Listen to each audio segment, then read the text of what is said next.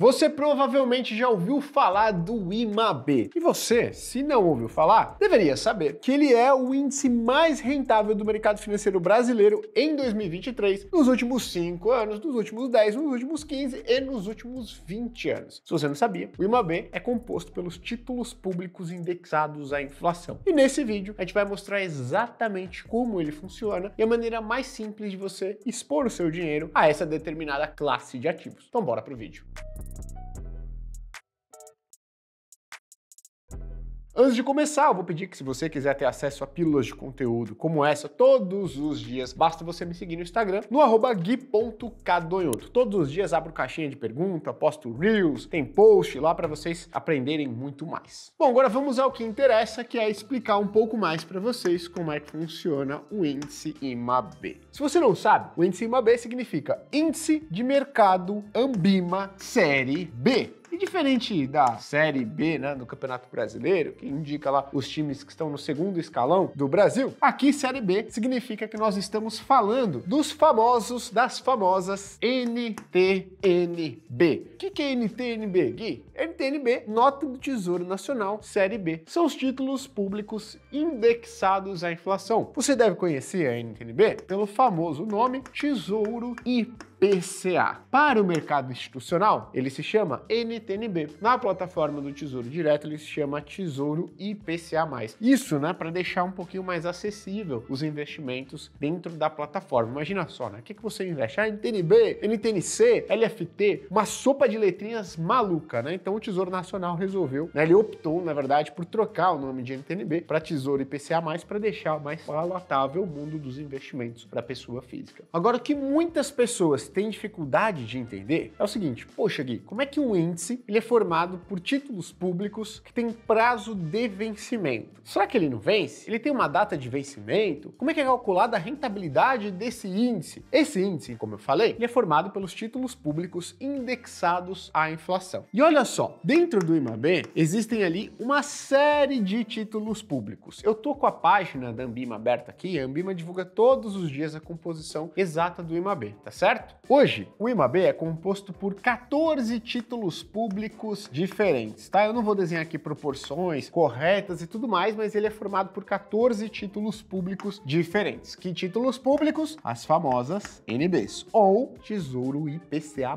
Títulos públicos indexados à inflação. O interessante é que ele não é composto exatamente pela mesma proporção, ou seja, não é pegar o índice e dividir por 14, e cada título público, cada NTNB tem o mesmo percentual dentro da sua composição. Aí você vai se perguntar, como é definido então o percentual de cada título público dentro do IMAB? Olha só, a gente está falando aqui dos títulos públicos indexados à inflação, ou seja, a gente está falando, em outra maneira, da dívida pública brasileira. Olha só, a gente só pensa em investimento, né? Mas quando a gente pensa em título público, a gente está falando que a gente está emprestando dinheiro para o governo brasileiro. Então, poxa, de um lado, nós estamos olhando como investimentos. Do outro lado, o governo olha aquilo como dívida. E olha só, a composição exata do IMAB, esses percentuais dentro do IMAB, ela é definida exatamente pela proporção, pelo percentual que cada NTNB tem na dívida pública brasileira indexada à inflação. Então, por exemplo, hoje o Brasil tem aproximadamente 33% da sua dívida pública atrelada ao IPCA, ou seja, em ativos IPCA+,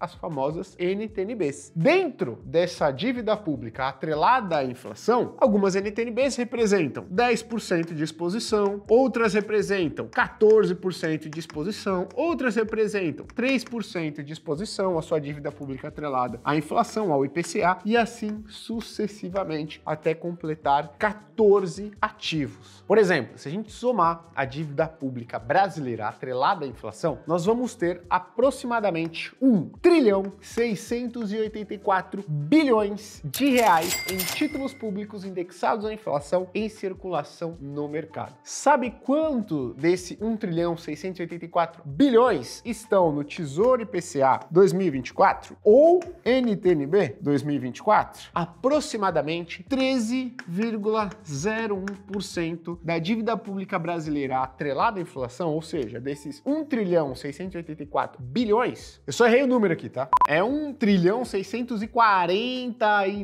649 bilhões. Então, aproximadamente 13,01% desses 1 trilhão 649 bilhões estão na NTN-B 2024. Isso totaliza 214 bilhões de reais. Então, a composição do IMAB, ela é exatamente proporcional à dívida pública brasileira atrelada à inflação. Então é assim que funciona o IMAB. Agora você vai perguntar o seguinte: investir no IMAB, quando eu recebo esse dinheiro de volta, quando que ele vai vencer? Ele não vence. O que vai acontecer? Você só vai ter o seu dinheiro de volta se você resgatar o seu ativo atrelado ao IMAB. Por que isso acontece? Vamos supor, você tem vários ativos aqui dentro. Vamos supor que essa daqui seja a NTN-B 2024. Hoje ela representa 13% do IMAB. Vai chegar um determinado momento que esses 214 bilhões de reais hoje em mercado, eles vão vencer. E o governo vai pegar 214 bilhões e vai colocar em dinheiro na conta de investimento de quem tinha esse ativo em carteira. Fundo de investimento, banco, pessoa física e tudo mais. O que vai acontecer? Esse vencimento, esse percentual de 13%, vai ser redistribuído para os outros ativos. O IMAB vai continuar com sua composição, mas a composição ela vai ser diferente. Agora você não vai ter mais NTN-B 2024 na sua carteira. Você só vai ter NTN-B 2025, 26, 28, 30, 32 e assim sucessivamente. Você falou, Gui, mas vai chegar um momento que a NTN-B mais longa vai vencer, não vai? Sim, vai chegar, né? Hoje, a NTN-B mais longa é a NTN-B 2060, Tesouro IPCA mais 2060. E ele tem ali, ó, 2% da composição do IMAB. Só que o que vai acontecer? Ao longo do tempo, o governo sempre vai manter uma fatia muito próxima da sua dívida pública de 36% atrelada à inflação. Então, venceu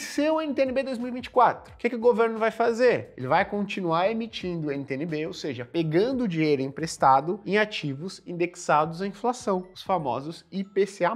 E aí, ó, ele não vai ter só 2060. O que vai acontecendo? O tempo vai passando, ele vai emitir uma NTN-B nova, ó. E aí vai entrar no IMAB aqui, ó. Opa, a 2065, por exemplo. Vai passando o tempo, venceu a 2028. Opa, ele vai emitir uma NTN-B nova, a 2070. E assim sucessivamente. Ou seja, se você colocar o seu dinheiro no IMAB e esperar ele vencer para recuperar o seu capital, isso nunca vai acontecer. Por quê? Porque o Brasil sempre vai ter uma parcela da sua dívida pública indexada à inflação. E conforme os títulos mais curtos vão vencendo, outros mais longos vão sendo emitidos e entrando no lugar. Ou seja, o IMAB nunca vence. Vou te dar um exemplo. Pensa em um time de futebol. Como é que funciona um time de futebol? Vamos pensar aqui no maior time de futebol do Brasil, São Paulo Futebol Clube. 3 títulos mundiais, cara, melhor time da história brasileira. Vamos lá, o que acontece? O São Paulo Futebol Clube é o mesmo há décadas. Só que o time, ele é composto por pessoas diferentes a cada ano. A cada ano você tem um atacante diferente, um meio-campo diferente, um goleiro diferente, uma zaga diferente. Então, se você for observar, o time, ele muda. As peças daquele time, ele muda. Mas ele continuou sendo o São Paulo Futebol Clube ao longo de vários e vários anos e décadas. E é assim que funciona com o IMAB. Apesar de você não ter a cada dia, a cada ano, exatamente a mesma composição, as mesmas peças o compondo, ele sempre vai ser o IMAB. Acontece que, ao longo do tempo, algumas peças vão sendo trocadas por outras de vencimento mais longo, tá? Mas o IMAB, ele sempre vai existir. Então, se você colocar o seu dinheiro no IMAB, ele vai estar distribuído de uma determinada maneira, que vai mudando ao longo do tempo. Poxa, Gui, venceu 2024, a NTN-B 2024, Tesouro IPCA 2024, o dinheiro vai voltar para mim? Não, tá? O que vai acontecer? Ele vai ser redistribuído pelos outros títulos indexados à inflação que ainda existem dentro do IMAB, como se fosse um time de futebol. Pô, o cara lá se aposentou, e agora? Vai ficar sem atacante? Não, né? O time vai contratar um outro atacante para substituí-lo. E aí continua o São Paulo Futebol Clube. Aí você vai perguntar, Gui, como é que é mensurado a rentabilidade do IMAB? Então, cada um dos 14 títulos públicos hoje, no Brasil, eles possuem uma rentabilidade diária diferente. Uns apresentam uma rentabilidade positiva, outros negativas, alguns dias todos positivos, outros, todos negativas. Mas a rentabilidade do IMAB, ela é a rentabilidade ponderada de todos os títulos públicos indexados à inflação, de todas as NTNBs, desde a 2024, 2025, 2026, 2027, até a 2045, a 2050, 2055 e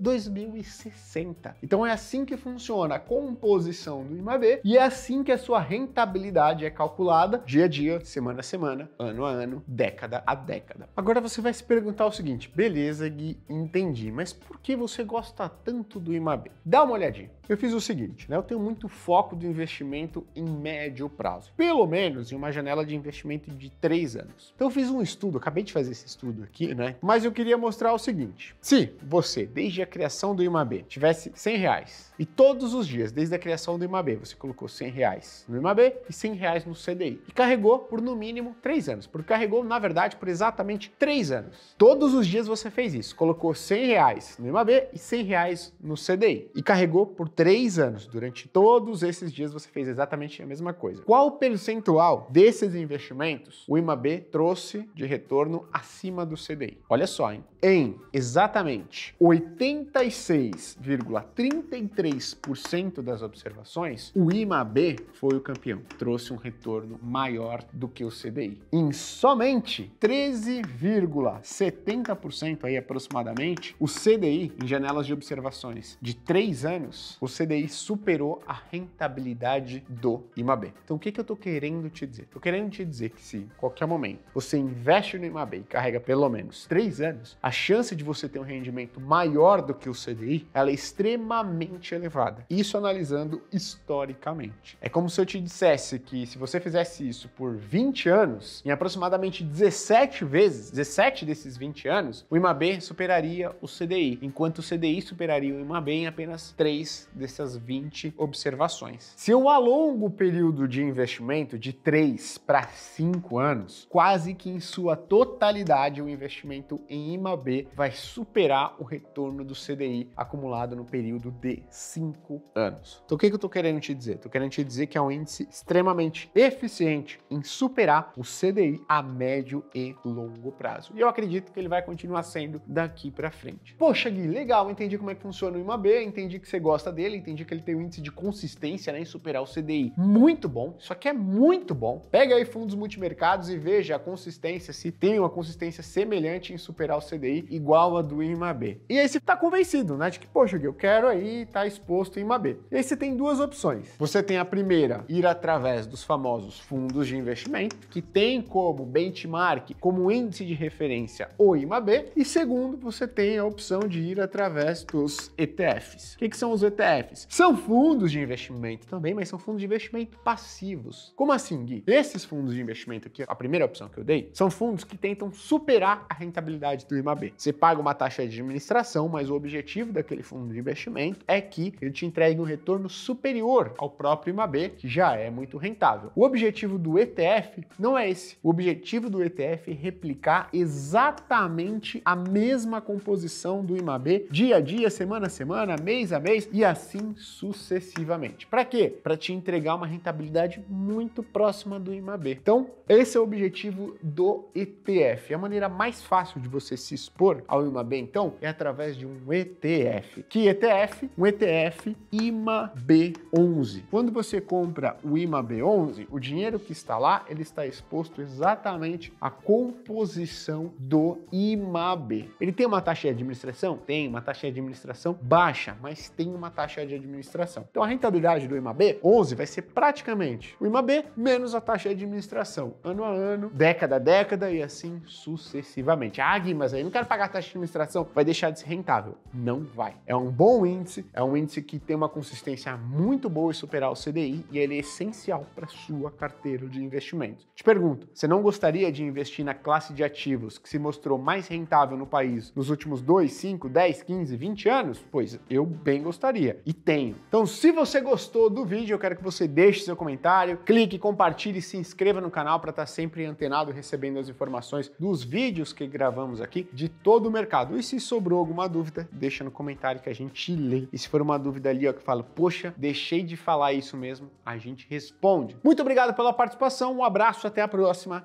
Tchau, tchau.